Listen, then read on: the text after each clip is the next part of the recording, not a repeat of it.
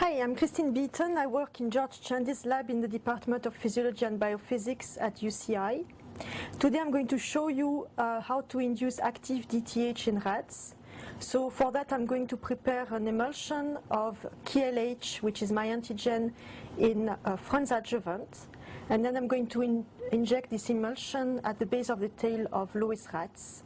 And this is going to induce an immunization of the rats against KLH. And in 1 week, I'm going to challenge the rats with KLH and measure the DTH reaction by swelling, measurement of the swelling at the site of challenge.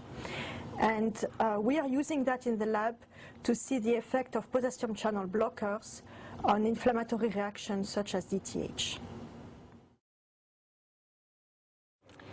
So here is the incomplete Franz adjuvant I'm going to use to make the emulsion. I could also use complete Franz adjuvant.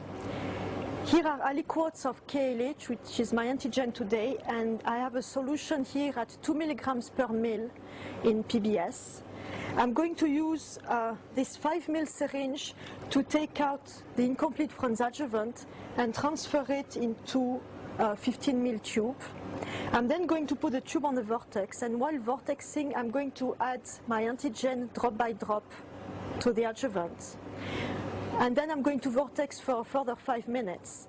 After that's done, I'm going to fill this 5 ml glass syringe with my mixture. And it has to be a glass syringe because the adjuvant has a tendency of eating plastic. And the 5 ml syringes we found are the best for making the emulsion. Smaller or bigger are not as good.